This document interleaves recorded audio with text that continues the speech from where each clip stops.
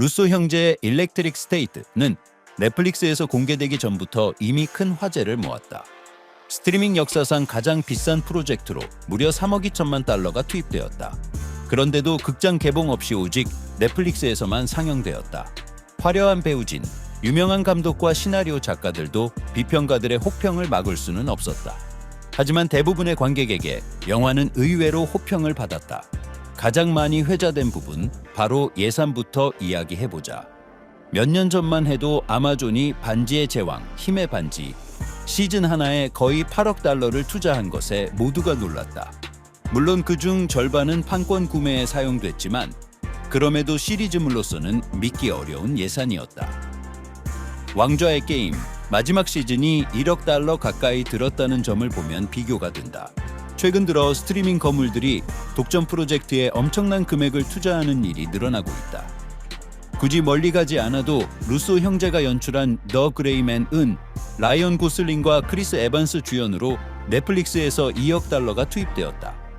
당시에는 넷플릭스 역사상 가장 비싼 작품이었다. 혹은 브래드 피트가 출연한 포뮬러 1도 있는데 제작비가 3억 달러에 육박한다. 그래도 그건 워너브라더스와의 협업이 있고 극장 개봉도 한다. 그런데 일렉트릭 스테이트는 더 나아갔다. 제작비가 무려 3억 2천만 달러다. 제임스 카메론이 아바타 물의 길라 쓴 돈과 거의 비슷하다. 는 그보다 4천만 달러 더 들었지만 극장 개봉으로 확실한 수익을 올렸다. 그렇다면 왜 넷플릭스는 일렉트릭 스테이트의 성공을 확신하고 루소 형제를 믿었을까? 스웨덴의 아티스트 겸 디자이너 시몬 스토렌하그는 어느 날 그래픽 노블을 만들기로 결심했다. 그의 레트로 퓨처리즘 스타일 덕분에 책들은 크라우드 펀딩에서 큰 성공을 거두었다. 가장 성공적인 작품은 바로 일렉트릭 스테이트였고 특유의 분위기로 사람들을 사로잡았다. 루소 형제는 이 독특한 세계관과 비주얼에 주목하여 스토렌하그의 세계를 넷플릭스용으로 각색하기로 결정했다. 하지만 많은 비평가들은 영화가 원작과의 연결고리를 잃었으며 마치 AI가 쓴 시나리오 같다고 평가했다. 실제로 AI는 영화 제작에 사용되었지만 로봇 음성 처리에만 활용되었다. 루소 형제는 이를 숨기지 않았고 오히려 AI 기술의 적절한 사용에는 문제가 없다고 강조했다. 다만 과하지 않게 적절할 때 사용하는 것이 중요하다고 했다. 시나리오는 루소 형제와 함께 마블에서 일했던 작가들이 맡았다. 어벤져스, 엔드게임과 시빌워 등을 썼던 그들이다. 그래서 AI가 썼다는 주장은 다소 어색하다. 하지만 솔직히 말하자면 줄거리는 꽤 단순하고 순진하다. 이야기 전개는 너무 쉽게 예상되고 다음 장면으로 넘어가기 위해 억지 설정도 있다. 인피니티와 왑을 만든 작가들 치고는 아쉬운 점이다. 또한 영화는 많은 질문을 남기고 서사에는 구멍이 많다. 다른 나라들은 어떻게 되었는지, 맞대묻는지, 왜 우고토 그리 미국만 문화만이 wen 육걸로 우주는지 모알. 로봇들은 왜 탈출하지 못했는지, 스캐빈저들은 어떻게 탄생했는지 등이다. 악역도 세나 되지만 세 다 동기부여가 부족하고 개성이 약하다. 스토렌하그의 원작은 주인공의 인상, 암시, 침묵으로 구성된 분위기 중심의 서사였다.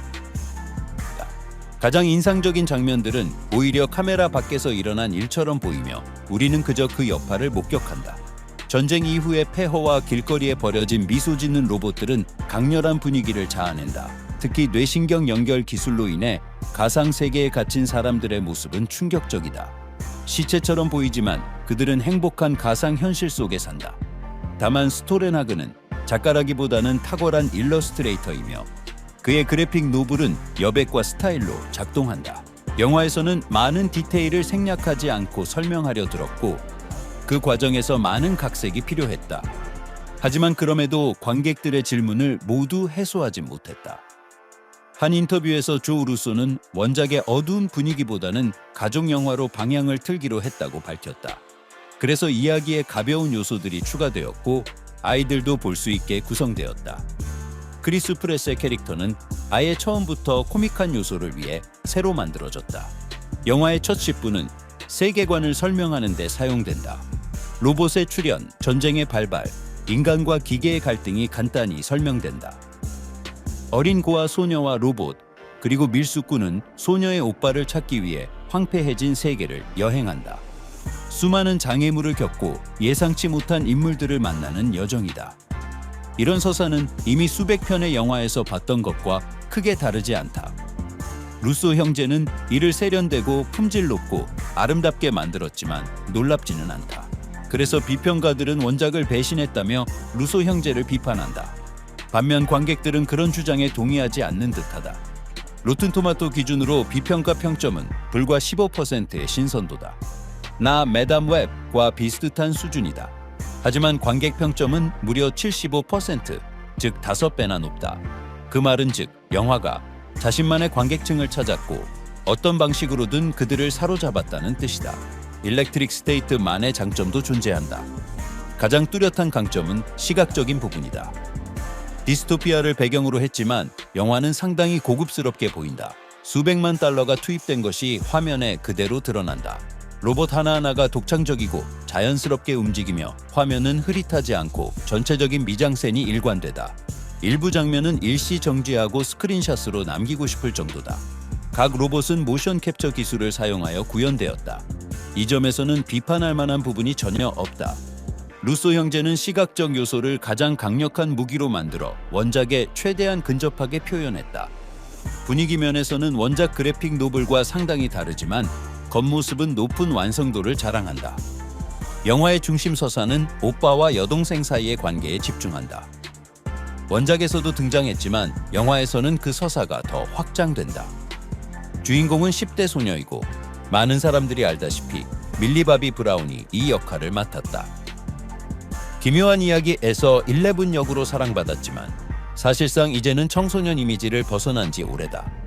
게다가 영화에서 화장과 스타일링 때문에 실제보다 10살은 더 나이 들어 보인다. 영화 속에서 그녀를 아이라고 여러 번 부르는데 이 역시 어울리지 않는다. 크리스 프렛은 특유의 유쾌함과 매력을 뽐낸다. 그의 존재감은 주로 로봇 허먼과의 대화에서 드러난다. 참고로 허먼은 대부분의 유머를 담당하며 아마도 영화에서 가장 기억에 남는 캐릭터다. 이외에도 스탠리 투치, 앨런 튜딕, 앤서니 매키, 지안카를로 에스포지토, 케유 이쿠안, 우디 헤럴슨 등 유명 배우들이 조연으로 등장한다. 다만 이들의 목소리를 제대로 들으려면 영어 더빙으로 봐야 하고 그마저도 로봇 처리 때문에 잘 들리지 않을 수 있다. 이처럼 화려한 캐스팅이 절반도 활용되지 않은 느낌이다. 조 루소는 인터뷰에서 일렉트릭 스테이트의 속편 계획은 없지만 세계관을 확장할 구상은 있다고 밝혔다. 모바일 게임 외에도 현재는 같은 세계관 속에서 진행되는 드라마 시리즈도 논의 중이라고 한다. 다만 영화에 대한 논란을 감안하면 확장은 아직 불확실하다. 원작이 가득 담고 있는 암울한 분위기를 가족 영화로 바꾸는 것이 애초에 잘못된 선택일 수 있다. 만약 드라마가 더 어두운 분위기로 전개되고 주인공도 바뀐다면 프랜차이즈는 전혀 다른 방향으로 갈 수 있을 것이고 그게 더 나을지도 모른다. 하지만 지금은 영화가 관객들의 관심과 인정을 받아야 하는 시점이다. 아직까지는 상황이 완벽하지 않다. 워낙 예산이 큰 프로젝트이기에 기대치도 높고 감독과 배우들도 쟁쟁하다. 그럼에도 불구하고 일렉트릭 스테이트문은 흥미로운 프로젝트라 할 수 있다. 현대 블록버스터의 모든 요소와 훌륭한 영상미를 갖추었지만 단순한 이야기 구조와 주인공 선택에서 아쉬움이 남는다. 이 영화를 칭찬하는 사람도 있을 것이고 혹평하는 사람도 있을 것이다. 확실한 건 장점도 단점도 모두 갖춘 작품이라는 점이다. 하지만 어쨌든 이 영화는 한 번쯤 직접 보고 판단해 볼 만한 가치가 있다. 이미 감상한 이들은 댓글로 감상을 남겨주기 바란다. 비주얼, 연기, 이야기 중 어떤 점이 인상적이었었는지 혹은 모든 것이 실망스러웠고 루소 형제가 V 이후 감을 잃었다고 느꼈는지도 말이다.